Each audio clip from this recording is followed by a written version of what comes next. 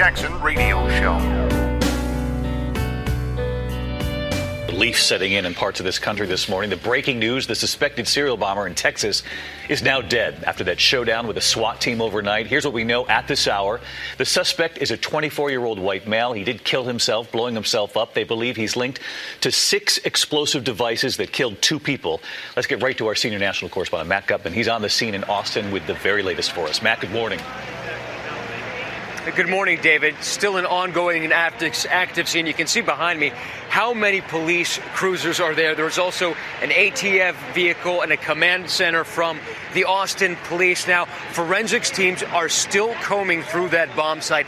They are trying to determine whether or not this suspect who blew himself up as SWAT teams approached was wearing a suicide vest. But what they do know for certain is that 19 days that have terrorized this city are finally over. Authorities say the man they believe is responsible for terrorizing the city of Austin is now dead. We had surveillance teams looking for this suspect, and we ultimately located the vehicle that this suspect was known to be driving, and witnesses told us he was driving. And in fact, we found that at a hotel right up the road here in Round Rock.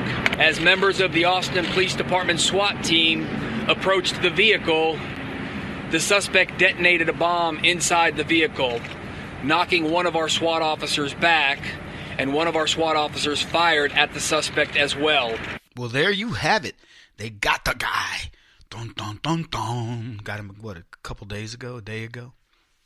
When reports came of the death of the Austin bomber, the immediately informed us that he was a white man. Did you listen to that report? Hey, welcome everybody. Kevin Jackson. It's a Kevin Jackson radio show. KJRadio.com. It's the KJRadio.com radio show.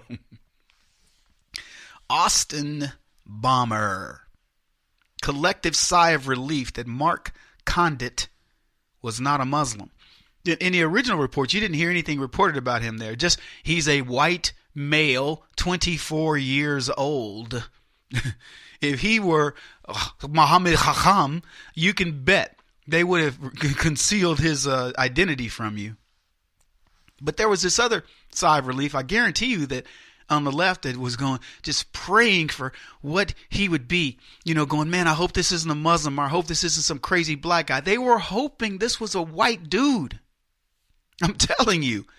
While the conservative Americans are concerned, we're concerned about the people who are being terrorized in Austin, Texas. I have a son who lives in Austin, Texas.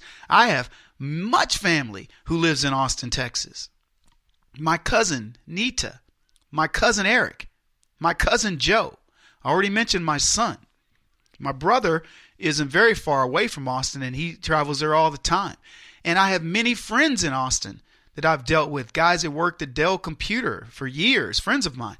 And, you know, I'm concerned. I'm going, I don't care what this guy is, whether he's white, black, Muslim, 8 to 80, blind, cripple, or crazy, as we say. What I cared about is that they find him, whoever he or she is, and stop him from terrorizing the city. But not the left.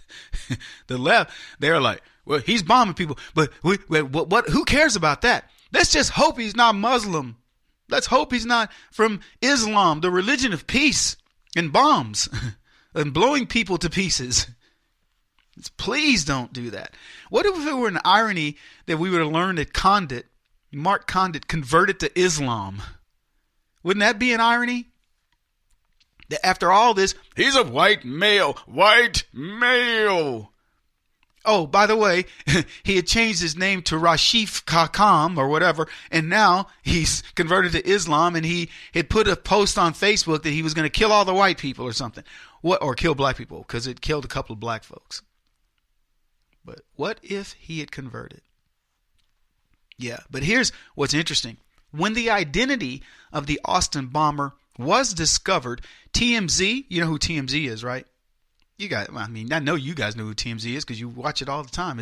TMZ is one of these. It's leftist because it's Hollywood, but Harvey Levin, he stands in front of a bunch of millennial types and they just go out and get stories of people. I played a clip the other day from TMZ where they had found Ann Coulter and asked her a question about Trump maybe it was about Michael Flynn or something. But anyway, TMZ is this pop culture thing where Harvey Levin asks questions and they, throw answers back, funny stuff, and et cetera, et cetera. Well, they reported on Mark Condit. And here's what they said. I'm going to read it exact. Austin bomber Mark Condit was apparently homeschooled by his mom, who proudly announced on social media back in 2013 she graduated him from high school. Condit, who was 23 at the time of his death, seemed to be contemplating going on some sort of mission. His mom wrote, "He's thinking of taking some time to figure out what he wants to do. Maybe a mission trip." His mom also posted a picture of Condit snowboarding in 2013. Police say Condit is responsible for the string of bombings that left 2 dead. So far, authorities are in the dark as to his motive. Now I saw this report and went, holy crap. Could you just lap more gushy, gooey white conservatism on this kid? Condit was homeschooled and he was planning a mission trip. Homeschooled by his mom, no less. And oh my goodness, she proudly announced he graduated from high school and that he may be taking some time out to figure out what he wants to do on a mission trip. And then what does she do? She sticks him in the Great White North snowboarding. Surrounded by what? Come on. Think about it, snowflakes. Come on, white folks. Yeah, surrounded by snow, the white stuff. She didn't have him, hanging out at a church's chicken, picture of him, eating a thigh. No, she puts him in the whitest situation she could have. And that's what they gleaned off of his Facebook page or her Facebook or wherever they got the information. The narrative has conservative written all over it. He's a rich white boy, homeschooled, who was going to go on a mission trip, and he went off. Yeah, he went off. All that Bible teaching, all that homeschooling, all that snowboarding, hanging out with all that white privilege. And you can bet, folks, leftists are digging into Condit's life looking for anything to associate him with the Confederate flag or neo-Nazism. God forbid he took a picture by a Confederate monument while he was with his girlfriend or on a trip somewhere. Excuse me. I don't know if you were really following this story, but Condit had already been painted as a racist. See, they were labeling these bombings as potential hate crimes. They were quick to point out that the 2 people who had been killed, the dead people that these bombs had gone after, were black people. Thus, this was a possible hate crime. The hatred of blacks was his motivation. Then they profiled this young black man who was I think he played the cello. I just remember seeing him, a picture of him.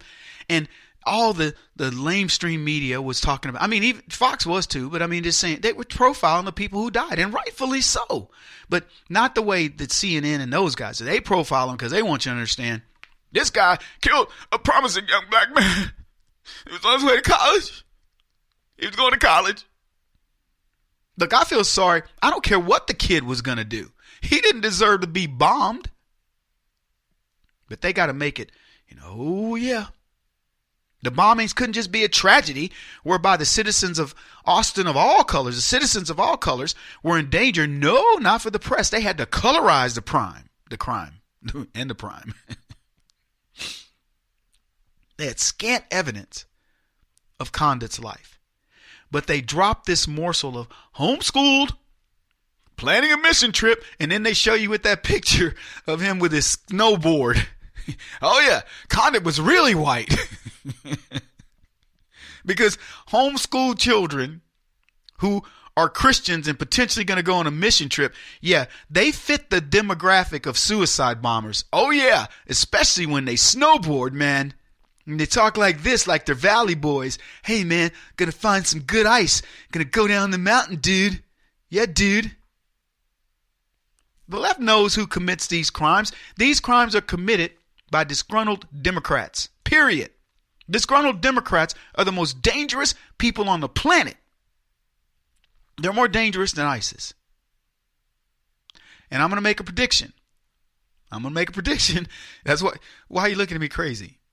You know I make predictions. That's what this show is about. By the way, if you want to contact me, I'd love to get your take on it. KJRadio.com, there's a place to contact us, or 844-551-8255. I'm going to make a prediction. When Condit's life is really looked into, you're going to find out he was mired in Democrat pathology. A sad millennial that couldn't see life as a gift. I have no idea what set Condit off. I don't. I'm going to tell you right now. None of us do. The media is going to speculate, but here's what I know for a fact. Homeschooling and Christianity had absolutely nothing to do with this. But you can bet his influences from the left certainly did. We'll be back. Kevin Jackson on the Black Sphere Radio Network. Do you owe back taxes to the IRS or state?